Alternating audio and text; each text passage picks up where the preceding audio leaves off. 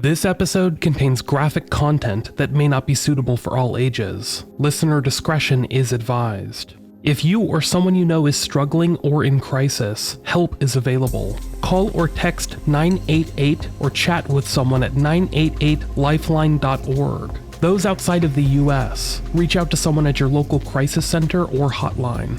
Please do not suffer in silence.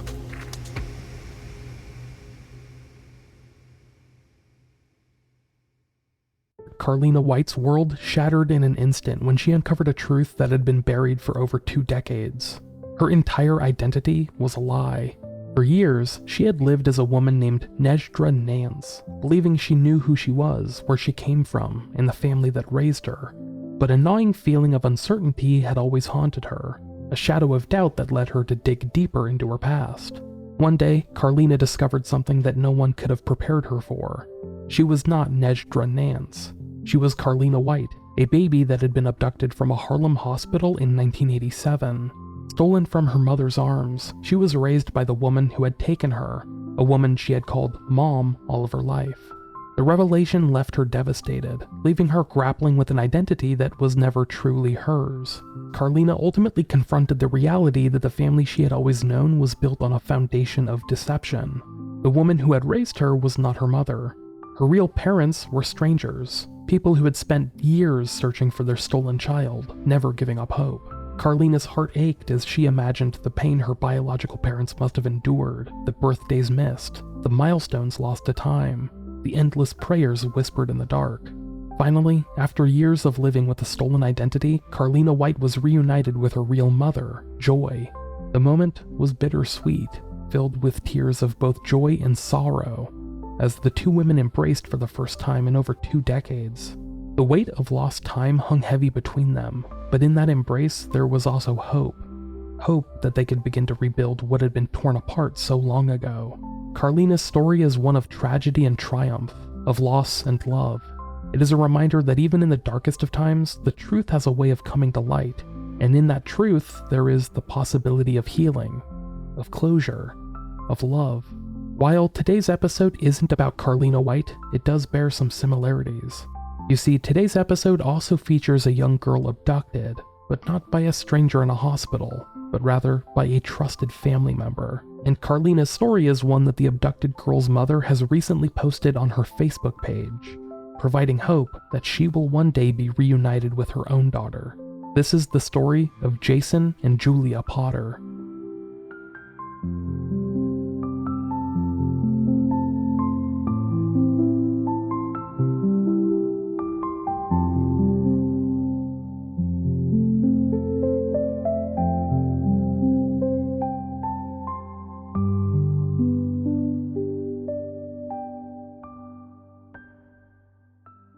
Julia Potter was born on December 18, 2007 in Bulgaria, although some publications list the date of her birth as December 8, 2007. Her mother, Relitsa, was from Bulgaria, and her father, Jason Potter, was from the US. So Julia, born in Bulgaria, would be raised in the US as an American citizen alongside her parents. All three lived together at their home in Seattle, Washington, and for a brief moment in time, things were happy. Nicknamed Julie, or Cheeky by her parents, Julia was, by all accounts, a normal little girl who liked to draw and paint pictures, mainly of herself and her 2 parents. A fan of anything princess-related, Julia's bedroom was adorned with Disney memorabilia and what seemed like dozens of shades of pink. Unfortunately, like roughly half of all marriages, the marriage between Julia's parents, Relitsa and Jason Potter, ended. Their marriage had been fraught with challenges throughout Julia's first few years of life, and that ultimately reached a head when she was still very young. After the split, both parents vied for custody. What followed was a tough legal battle, with Julia's mother Relitsa walking away with full custody. Jason became a non-custodial father, meaning that he had visitation with Julia but little else. However, he was still an active presence in her life. In the fall of 2014, Julia started the 1st grade, but sadly, she would only remain in her class for approximately 2 months. During a visit with her father, Jason, that November, Julia disappeared. From what I found, Jason had Julia over to his home for a visit and was supposed to return her to her mother afterward, but he simply never did. Cops were called. Hours passed and Jason, along with Julia, failed to surface. As police would later find, Jason had seemingly fled from his home in North Seattle. As authorities began to try and track down the missing duo, police reached out to Jason Potter's attorney.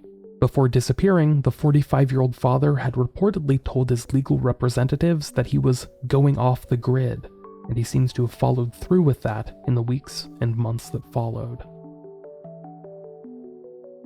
Following her disappearance in November 2014, the search was on for the missing Julia Potter, whose 7th birthday was quickly approaching. At the time, it was reported that she had medium-length brown hair that extended down to her shoulders, hazel eyes, she stood around 4.5 feet tall, and weighed approximately 55 pounds. Investigators stated that they did not believe that Julia's father, Jason Potter, would intentionally hurt her. Merle Carner with Crime Stoppers of Puget Sound told the Fox 13. "We're not talking about a guy that's necessarily a bad guy. We're talking about a dad that's made a bad decision." Despite that initial belief, though, authorities feared that a life on the run would not be beneficial in any way to Julia. Living her life in such a way was undoubtedly going to impact not only her physical health in a myriad of ways, but also influence her long-term psychological development. Psychologist and best-selling author Greg Jantz said as much to Fox 13 back in 2019, that this could lead to a variety of emotional problems for Julia, as well as lifelong anxiety. "We'll even see an early onset of childhood depression because of this isolation factor."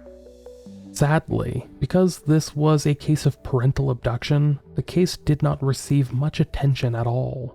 In fact, of the roughly handful of articles on this story, almost none were published before 2019, roughly 5 years later. And even then, there were just a couple of articles from Fox 13 and their programming, which highlight unsolved cases in Western Washington. Unfortunately, this lack of coverage is something that hasn't changed much in the years since. I am actually from the area where this story unfolded, and I lived in Washington at the time, but I was completely unaware of the story playing out when it did. It's hard to say whether any more exposure would have helped bring this case to resolution, but as we'll touch on, this lack of a spotlight may have helped Julia's father, Jason Potter, hide in plain sight. In the wake of Julia's disappearance, it would be learned by investigators that the divorce between Raylica and Jason Potter had not been amicable. Tensions between the two had been swirling for some time, and in some of the posts made to Raylica's Facebook page, titled "Finding Abducted Julia Potter, 16 years old, Washington, U.S." Raylica has made posts alluding to therapy sessions Jason had attended in the months prior to their divorce. According to comments she has made, Jason had brought along Julia to these therapy sessions when she was as young as 3 years old. Because of these specific details, I will refrain from including the name of the therapist, but Raylica seems to have alluded to the idea that these therapy sessions embedded certain ideas in Julia's mind about her, Julia's mother. She then hints that these ideas were used as evidence by Jason and his family members in court to assert that Raylica had been abusive. She seems to insinuate that this was a form of brainwashing, which, if it unfolded exactly as she claims it did, would be hard to deny. In these comments that she has made online, Raylica claims that Jason made over 21 referrals to Child Protective Services over 3 years regarding Raylica's home environment, but that none of them ever went anywhere. And it seems like ultimately, Washington state's judges sided with her, giving her full custody of Julia. Jason became the non-custodial parent, meaning that there wasn't even shared custody. He would have non-supervised visitation with Julia, and it was during one of those sessions that the two disappeared. Now, it's hard for me to verify any of the information provided by Raylica through her Facebook page. Court cases involving children or custody agreements are often kept pretty safeguarded, and for good reason. Don't read into this as me complaining, I'm not. But I do think that these comments shine a light on the relationship between Jason and Raylica Potter in the months prior to Julia's abduction, as well as the seeds that Jason seems to have planted in Julia's mind early on, asserting that her mother was abusive or that her home was unsafe, which it seems like the courts found zero evidence of, considering they later gave Raylica full custody. We'll be right back after a quick break.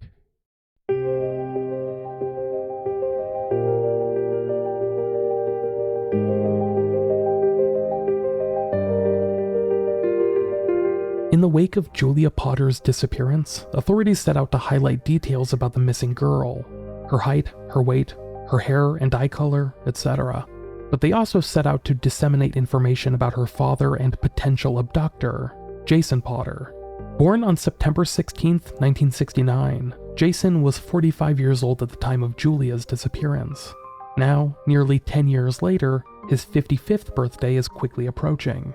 Back in 2014, Jason stood around 5 feet 10 inches tall and weighed approximately 170 pounds, with brown hair that was beginning to gray and hazel eyes. Many of those attributes are unlikely to have changed much, but his hair has likely grayed and/or thinned, and he may or may not have a beard. But some more on that in a bit. Police have since highlighted that Jason had family members in both Seattle and Olympia, Washington, as well as friends in the Tacoma and Bellingham areas. Based on information they have never disclosed, investigators have reason to believe that Jason may have been sheltered or kept hidden by his loved ones, who are protecting him from the law. Jason also had an interest in boats, as well as a link to Oregon City, Oregon.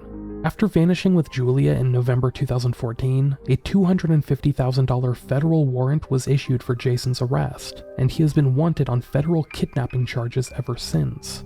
Despite the severity of his situation though, he seems to have tried to make light of things when, just days after abducting his daughter, Jason changed his profile picture on Facebook to a picture of legendary singer Lionel Richie. The image included the quote, "Hello, is it me you're looking for?" In comments made to his lawyer back in 2014, Jason Potter insinuated that he'd be going off the grid in the months ahead.